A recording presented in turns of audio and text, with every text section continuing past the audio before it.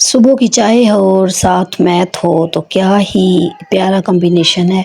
मेरी हमेशा से आदत रही है कि मैं सुबह ही के वक़्त मैथ्स को करना प्रेफ़र करती थी क्योंकि फ्रेश माइंड के साथ मैथ जो है वो ज़्यादा अच्छे तरीके से हो जाता है। तो आज मैंने जो ये नोट किया है, ये भी मैंने आज सुबह के टाइम पे ही लेक्चर जो किया है नोट सुबह की चाय के साथ। तो अब exercise 1.6 question number 2, the length of rectangle is 4 times it's width. अब जो विड्थ है उससे ये 4 गुना इसकी लेंथ ज़्यादा है। दूसरे नंबर पे उसने कहा है the perimeter of rectangle is 150 centimetre. Perimeter भी दिया हुआ, फाइंड डायमेंशंस ऑफ रेक्टेंगल। तो हमें मालूम करना है कि इसकी लेंथ क्या है और इसकी विड्थ क्या है। First of all the length of a rectangle is 4 times to its width. पहले इसको देखते हैं। अब मैंने सपोज किया है कि मेरे पास जो विड्थ है that is x and length is y। मैंने ये दो चीज़ें सपोज कर ली कि लेंथ y है और विड्थ जो है। अब मैं इस जो मुझे ये कंडीशन दी हुई है कि 4 टाइम्स इट्स विड्थ, तो मैं पहले उसको देख लूँगी कि ये 4 टाइम्स इसकी विड्थ मैंने कैसे लिखनी है। That is 4x is equals to y। मतलब जो है y एक दफ़ा हो और x जो है वो 4 दफ़ा होना चाहिए। ये उसने हमें क्वेश्चन के अंदर ही बता दिया है, क्वेश्चन में मेंशन कर दिया है। ये जो फर्स्ट वाली कंडीशन थी, मैं सबसे पहले इसको करने की कोशिश करूँगी। अब देखें 4, अब मैंने इसे एक इक्वेशन बनाना है 4x। अब इस y को जब मैं इक्वल टू के इस साइड पे लेके आऊँगी तो ये नेगेटिव हो जाएगा एंड इज़ इक्वल्स टू कुछ भी नहीं है तो वो 0 हो जाएगा। अब मैं इसे क्या करूँगी, मैं इसे इक्वेशन नंबर 1 का नाम दूँगी। अब सेकंड है the perimeter of rectangle is 150 centimetre. अब जो चीज़ें गिवन हैं उन्हें हम सबसे पहले लिख लेते हैं। Perimeter is equals to 150।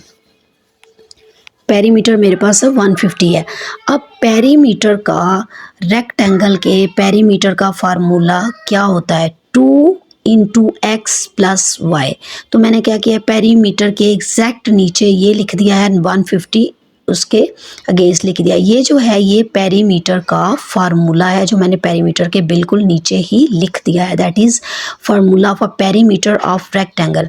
अब 2 यहाँ पे मल्टीप्लाई हो रहा है, वहाँ पे जाकर दूसरी साइड पे जाकर ये डिवाइड हो जाएगा। x प्लस वाई को मैं इधर ही रहने दूंगी और 2 को मैं उस साइड पे जाके तो उसके साथ डिवाइड कर दूंगी। तो यहाँ से कटिंग के बाद मेरा आंसर आ जाएगा 75। x plus Y is equals to 75।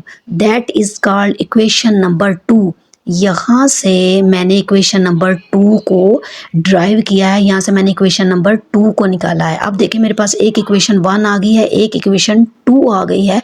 तो मैं क्या करूँगी, इन दोनों इक्वेशंस के साथ इनको मैट्रिक्स की फॉर्म में लिखूंगी दोनों इक्वेशंस को। यहाँ से मेरे पास 4x माइनस 1 आ गया, 4x के साथ 4 था और माइनस वाई के साथ -1 आप समझ रहे हैं। तो मैंने यहाँ से 4 और -1 लिया, यहाँ से मैंने x प्लस वाई से मैंने 1 और 1 ले लिया। यहाँ मैंने एक्स वाई लिख लिया और ऊपर इक्वेशन में मेरे पास इज इक्वल टू के एंड पे 0 था और यहाँ पे 75 था।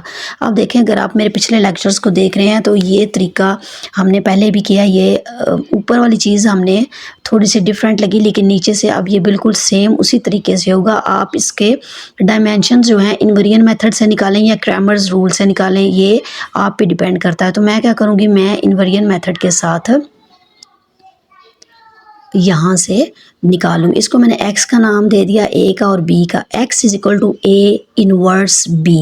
हमेशा x की वैल्यू निकालने के लिए आपको a इनवर्स b चाहिए होता है। अब जो a इनवर्स है, a इनवर्स के लिए मुझे डिटर्मिनेंट a चाहिए और एडजॉइंट a चाहिए।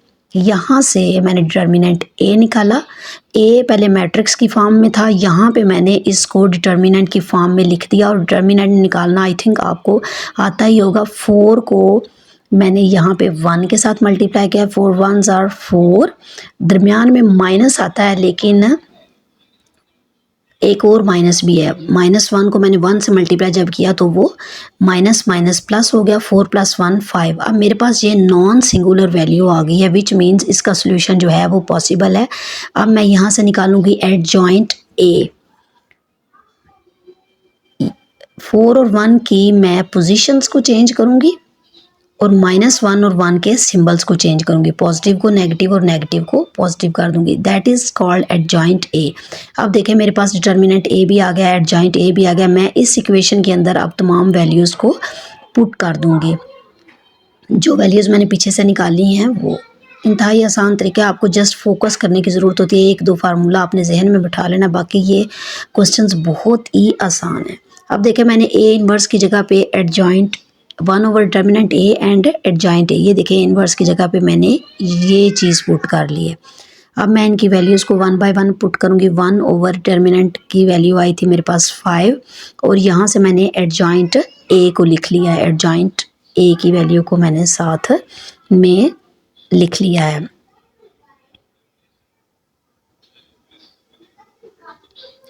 और बी को मैंने एज इट इज़ पीछे से कॉपी कर लिया, 0 एंड 75। अब देखने में ही पता चल रहा है कि आपने एडजॉइंट ए और बी को आपस में पहले मल्टीप्लाई करना है। 1 और 5 को आप 1/5 को आप इधर ही रहने दें। यहाँ से आप 1 को पहले 0 के साथ मल्टीप्लाई किया तो आ गया मेरे पास 0, दरमियान में हमेशा प्लस आता है। अब 1 अगले 1 को मैंने 75 के साथ मल्टीप्लाई किया, 75 1s are 75। अब सेकंड रो को मैंने लिया,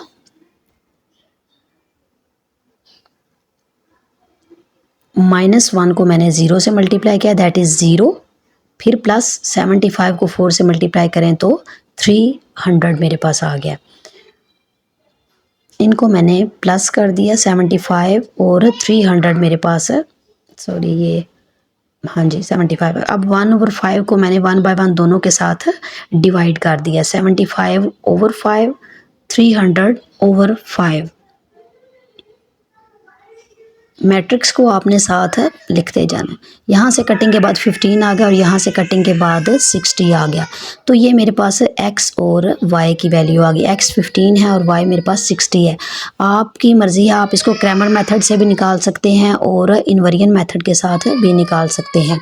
ये कोई इतना मुश्किल नहीं है, छोटे छोटे फार्मूलाज हैं जो आपको याद रखने हैं। अब ये देखिए इसी एक्सरसाइज का क्वेश्चन नंबर जो 3 है वो सेम टू सेम है, तो इसकी मैं ज़रा आपको थोड़ा सा समझा देती हूँ कि ये कैसे करें। 2 sides of rectangle differ by 3.5 centimetre. उसी तरह से आपने इसकी डायमेंशंस मालूम करनी है और पेरीमीटर भी गिवन है। अब उसी तरीके से आपने सपोज किया आपके पास साइड्स जो हैं एक्स और वाई हैं, वो कह रहा है कि डिफर बाय 3.5 सेंटीमीटर। डिफर का मतलब है कि आपने एक्स माइनस वाई को माइनस करके 3.5 सेंटीमीटर आ गया। ये इक्वेशन 1 है। और इक्वेशन 2 जो है वो आपके पास उसी तरीके से पेरीमीटर जो है गिवन है, आपने वही तरीका जो पीछे मैंने बताया लिख के इसका फार्मूला लिखा और 67। एक्स प्लस वाई को इधर रहने, 2 को आप उधर ले जाएं तो ये हो जाएगा। इसी तरीके से आपने इस क्वेश्चन को बिल्कुल सेम टू सेम पिछले तरीके से हल कर लेना, इसमें कोई ऐसी मुश्किल चीज़ नहीं है। आई होप आपको आज के लेक्चर की अच्छी सी समझ आ गई है। अगर समझ आ गई हो तो प्लीज़ वीडियो को लाइक, फ्रेंड्स और फैमिली के साथ शेयर कर दिया करें। थैंक यू, अल्लाह हाफिज़।